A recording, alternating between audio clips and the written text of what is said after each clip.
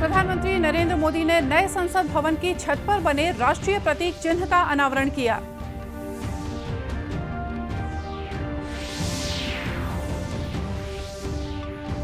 मुख्यमंत्री भूपेश बघेल ने कहा है कि प्रदेश की मछुआ नीति को कैबिनेट की अगली बैठक में दी जाएगी मंजूरी।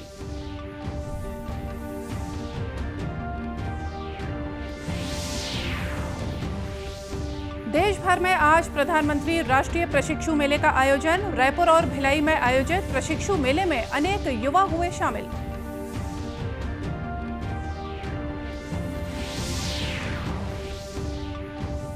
और मौसम विभाग ने बीजापुर और नारायणपुर जिले के लिए रेड अलर्ट और महासमुंद सहित 5 जिलों के लिए ऑरेंज अलर्ट जारी किया।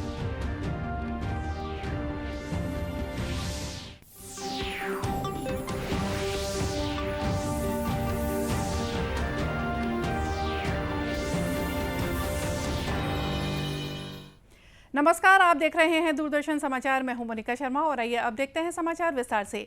प्रधानमंत्री नरेंद्र मोदी ने आज सवेरे नए संसद भवन की छत पर राष्ट्रीय प्रतीक चिन्ह अशोक स्तंभ का अनावरण किया। श्री मोदी ने नए संसद भवन के निर्माण कार्य में लगे श्रमजीवियों से भी बात की। 9,500 किलोग्राम कांस्य से बने राष्ट्रीय प्रतीक चिन्ह की ऊंचाई 6.5 मीटर है। इसे संसद की नई इमारत के सेंट्रल कक्ष के शीर्ष पर लगाया गया है। इस अवसर पर लोकसभा अध्यक्ष ओम बिरला ने कहा कि नए संसद भवन के अक्टूबर-नवंबर 2022 तक समय पर पूरा होने की संभावना है। उन्होंने कहा कि इस साल नए संसद भवन में शीतकालीन सत्र आयोजित करने की कोशिश की जा रही है। निर्माण समय सीमा में केवल 7 दिन का अंतराल है जिसे कवर किया जा सकता है। उन्हें उम्मीद है कि 2022 का शीतकालीन सत्र नए हरित भवन में आयोजित किया जाएगा। अमरनाथ यात्रा आज सुबह से फिर शुरू कर दी गई है। अमरनाथ गुफा के पास बादल फटने की घटना के बाद इस यात्रा को स्थगित कर दिया गया था। आज श्रद्धालुओं का एक नया जत्था जम्मू में भगवती नगर आधार शिविर से पहलगाम में नुनवान आधार शिविर के लिए रवाना किया गया। श्रद्धालुओं को अभी पहलगाम के रास्ते ही यात्रा के लिए भेजा जा रहा है। बालतल मार्ग से यात्रा अभी शुरू नहीं हुई है। हालांकि हेलीकॉप्टर सेवा बालतल और पहलगाम दोनों रास्तों पर उपलब्ध है। जम्मू कश्मीर के उपराज्यपाल मनोज सिन्हा ने कल पहलगाम स्थित नुनवान आधार शिविर का दौरा किया। उन्होंने वहां ठहरे यात्रियों से बातचीत की और स्वास्थ्य सुविधाओं और लंगर व्यवस्था की भी जानकारी ली। इस बीच अमरनाथ गुफा के निकट बचाव कार्य जारी है। मलबे में दबे लोगों का पता लगाया जा रहा है।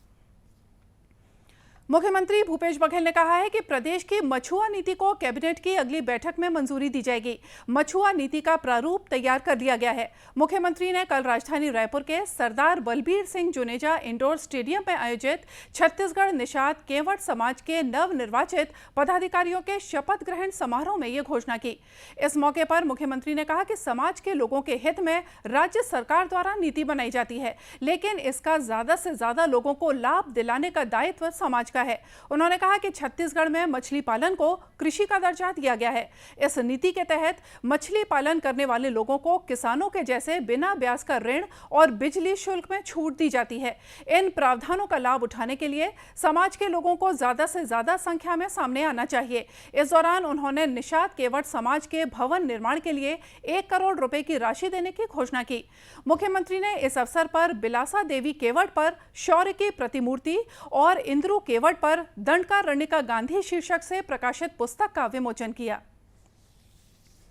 देश में अब तक 198 करोड़ 88 लाख से ज्यादा कोविड रोधी टीके लगाए जा चुके हैं। स्वास्थ्य मंत्रालय ने बताया कि कल 11,44,000 से ज्यादा टीके लगाए गए।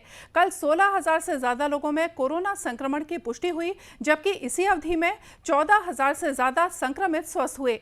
इस महामारी से कल 26 लोगों की मौत हुई। वहीं राज्यों को अब तक 193 करोड़ 53 लाख से ज्यादा कोविड रोधी टीके उपलब्ध कराए जा चुके हैं। इस बीच छत्तीसगढ़ में कल 14 जिलों में 110 कोरोना संक्रमित पाए गए हैं। इन्हें मिलाकर राज्य में कोरोना के सक्रिय मरीजों की संख्या बढ़कर 1,466 हो गई है। राज्य में इस समय सुकमा, बीजापुर और नारायणपुर में कोरोना का एक भी सक्रिय मरीज नहीं है। वहीं राज्य में अब तक 4 करोड़ 18 लाख 84 हजार से ज्यादा कोविड रोधी टीके लगाए जा चुके हैं।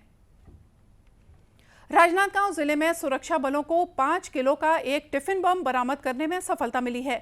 माओवादियों ने जवानों को नुकसान पहुंचाने के उद्देश्य से ये टिफिन बम जमीन के अंदर छुपाकर रखा हुआ था, जिसे सुरक्षा बलों ने मौके पर ही निष्क्रिय कर दिया। अतिरिक्त पुलिस अधीक्षक नक्सल ऑपरेशन आकाश मरकाम ने बताया कि ये टिफिन बम जंगल में गश्त कर रहे पुलिस जवानों ने चाबूक नाला और दीवान टोला पुलिया के पास बरामद किया है।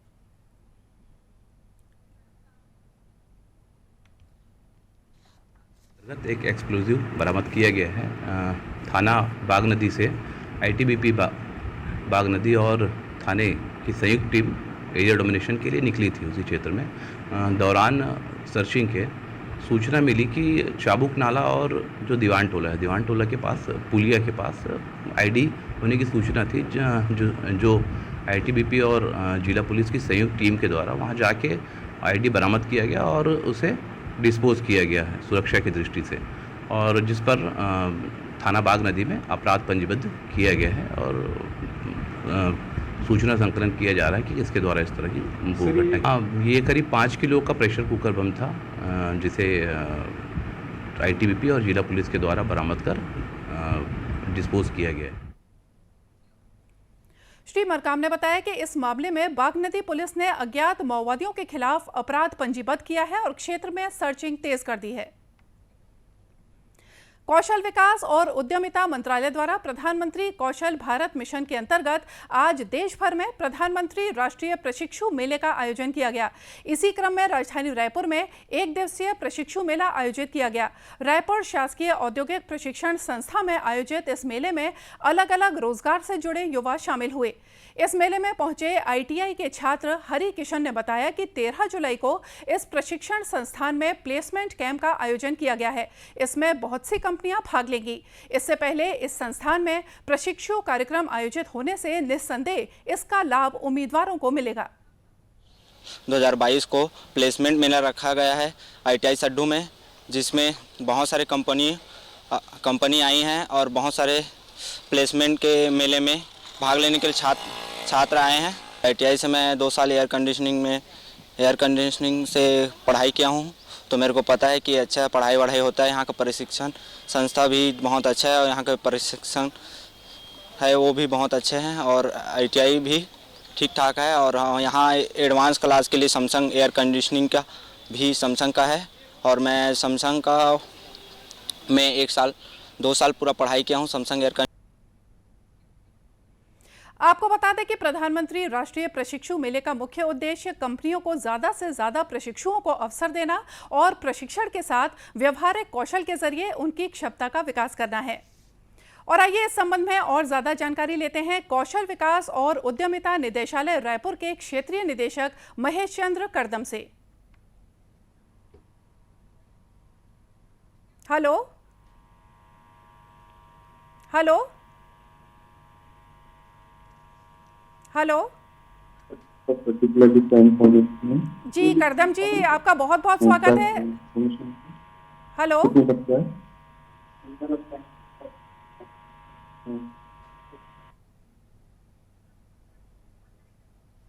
हेलो जी, हम अभी करदम जी से संपर्क साधने की कोशिश कर रहे हैं। हेलो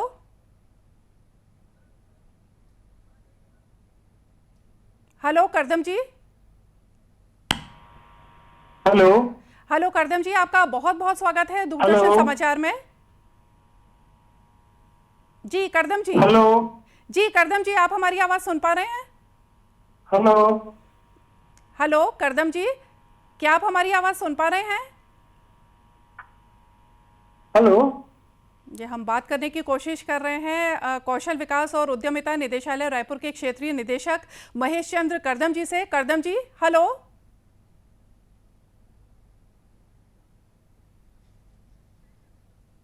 हेलो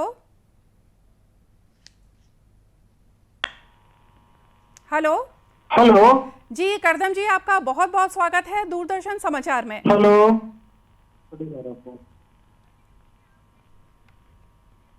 जी, समाचारों में आगे बढ़ते हैं और हमारी कोशिश जारी रहेगी उनसे संपर्क साधने की।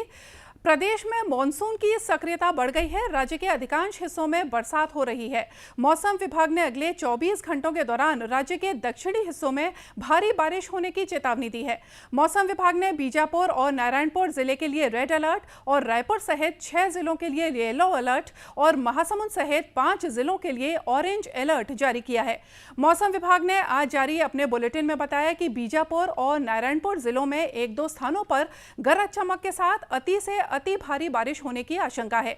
इसके अलावा सुकमा, दंतेवाड़ा, कोंडागांव, बस्तर और महासमुंद जिलों में 1-2 स्थानों पर आकाशीय बिजली गिरने के साथ ही भारी बारिश हो सकती है।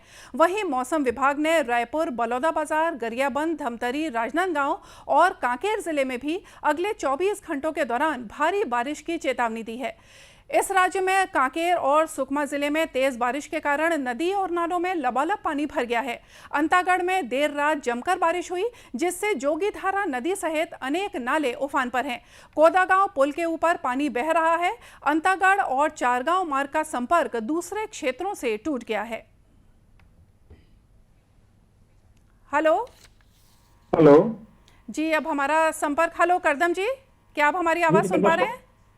जी नमस्कार। हाँ, मैं आपको पूरी तरह सुन पा रहा हूँ। जी नमस्कार करदम जी। और हम अपने दर्शकों को एक बार फिर से याद दिलाते हैं कि हम बात कर रहे हैं महेश चंद्र करदम जी से, जो कि क्षेत्रीय कौशल विकास एवं उद्यमशीलता निदेशालय के क्षेत्रीय निर्देशक हैं। करदम जी, आपका बहुत बहुत स्वागत है दूरदर्शन समाचार में। धन्यवाद आपको और सभी श्रोताओं को, दर्शकों को मेरा नमस्कार। जी करदम जी, हम आपसे ये जानना चाह रहे हैं कि जो देश भर में प्रधानमंत्री राष्ट्रीय प्रशिक्षु शिविर चलाए जा रहे हैं कौशल विकास के संबंध में, तो इनका मुख्य उद्देश्य क्या है? मैडम, इनका एक्चुअली मुख्य उद्देश्य ये है कि आप जानते ही हैं, किसी भी उद्यम को चलाने के लिए एक उसके अंदर मैन पावर या कौशल कारीगर की जरूरत पड़ती है। तो इस मेले के माध्यम से हम बेसिकली 3 चीजों पे फोकस कर पा रहे हैं। एक तो इंडस्ट्रीज को हम एनकरेज कर रहे हैं कि वो आगे आए और जो ज्यादा से ज्यादा शिक्षकों को अपने यहाँ एंगेज करे। दूसरा ये है, उनको हम मदद कर रहे हैं इस मेले के माध्यम से कि वो अपनी जरूरत के हिसाब से एक शिक्षक को एक आइडेंटिफाई करे और उसको अपने यहाँ ट्रेनिंग के लिए व्यवस्था करे। और साथ ही साथ हम लोग इस मेले के माध्यम से वो सभी जो कैंडिडेट है जो चाहते हैं ये अप्रेंटिसशिप करना, उनके लिए एक कॉमन प्लेटफॉर्म प्रोवाइड कर रहे हैं, जहाँ पे इंडस्ट्री और हमारे जो भावी उम्मीदवार हैं वो दोनों मिल करके और उनको भी एक वहाँ पे एक मौका मिलता है ट्रेनिंग करने का। तो ये 3 उद्देश्यों के मद्देनजर इस मेले का जो आयोजन पूरे देश भर में किया जा रहा है और आज के समय में लगभग 200 लोकेशंस पे, और जिनमें कि 9 लोकेशन जो है 9 जगह हमारे छत्तीसगढ़ प्रदेश में भी किया जा रहा है। जी करदम जी, आपने अभी इंडस्ट्रीज की बात की कि कैसे आप उनको इनवाइट कर रहे हैं, तो इसमें क्या जो अंतर्राष्ट्रीय कंपनियां हैं, जो मल्टीनेशनल कंपनीज हैं, वो भी इन्वॉल्व हैं?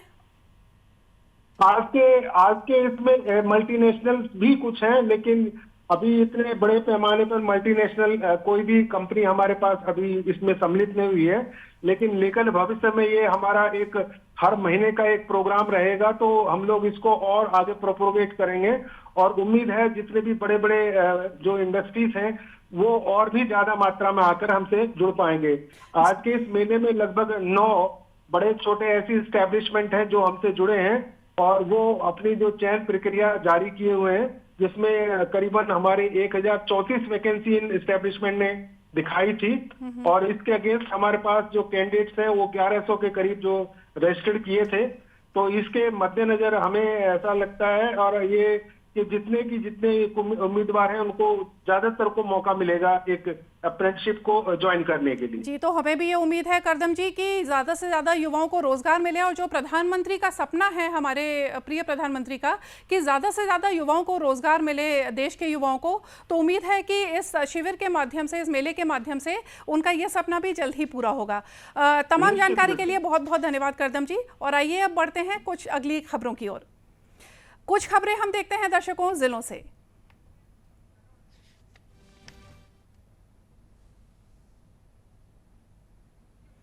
बेमेतरा के बांधा तालाब में 76 लाख की लागत से हमर चौपाटी शुरू की गई है। इस चौपाटी में 16 दुकानें बनाई गई हैं, जिन्हें 7 महिला स्व सहायता समूहों के द्वारा संचालित किया जा रहा है। इन दुकानों से इन महिलाओं को न केवल रोजगार मिल रहा है, बल्कि शहर की जनता को सुंदर और सुरक्षित चौपाटी की सुविधा भी मिलने लगी है। चौपाटी में लोगों को छत्तीसगढ़ी व्यंजन भी उपलब्ध कराए जा रहे हैं। साथ ही तालाब में बोटिंग की सुविधा भी मुहैया कराई गई है। बस्तर में लगातार बारिश के बीच कलेक्टर चंदन कुमार ने कुदाल गांव और बोरपदर में स्कूलों का आकस्मिक निरीक्षण किया और वहां मौजूद व्यवस्थाओं का जायजा लिया। इस मौके पर उन्होंने कहा कि स्कूली बच्चों को कक्षाओं में बोर्ड वर्क ज्यादा से ज्यादा कराए जाएं। शिक्षक अंग्रेजी की पढ़ाई के दौरान अलग अलग शब्दों की जानकारी देने के साथ ही उसके भावार्थ को भी समझाएं, जिससे बच्चों में अंग्रेजी की समझ विकसित हो सके। कलेक्टर ने शिक्षा विभाग के अधिकारियों को इस संबंध में निर्देश जारी कर दिए हैं। कलेक्टर ने सरपंच को ग्राम सभा में बैठक लेकर स्कूल की व्यवस्था में सुधार लाने के संबंध में चर्चा करने के लिए भी कहा। कौशल विकास और उद्यमिता मंत्रालय द्वारा प्रधानमंत्री कौशल भारत मिशन के अंतर्गत आज देश भर में प्रधानमंत्री राष्ट्रीय प्रशिक्षु मेले का आयोजन किया जा रहा है। इसी क्रम में भिलाई में आयोजित प्रशिक्षु मेले में अनेक कंपनियां और युवा शामिल हुए। इस कार्यक्रम का मुख्य उद्देश्य कंपनियों को ज्यादा से ज्यादा प्रशिक्षुओं को काम पर रखने का अवसर देना और प्रशिक्षण और व्यवहारिक कौशल के जरिए उनकी क्षमता का विकास करना है। खुर्सीपार औद्योगिक प्रशिक्षण संस्था के प्रशिक्षण अधिकारी जी वेणु ने बताया कि इस मेले के माध्यम से प्रतिभाशाली युवाओं के लिए रोजगार का अतिरिक्त अवसर उपलब्ध कराने का प्रयास किया जाएगा। और आइए देखते हैं अंत में मुख्य समाचार एक बार फिर से।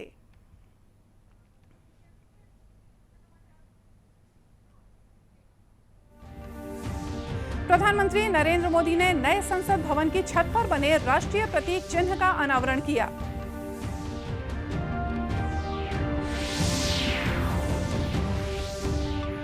मुख्यमंत्री भूपेश बघेल ने कहा कि प्रदेश की मछुआ नीति को कैबिनेट की अगली बैठक में दी जाएगी मंजूरी।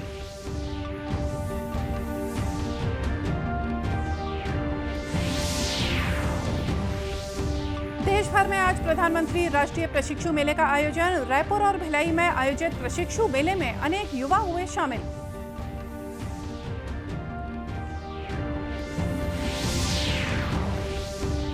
और मौसम विभाग ने बीजापुर और नारायणपुर जिले के लिए रेड अलर्ट और महासमुंद सहित 5 जिलों के लिए ऑरेंज अलर्ट जारी किया। और इसी के साथ ये समाचार बुलेटिन यहीं समाप्त हुआ। नमस्कार।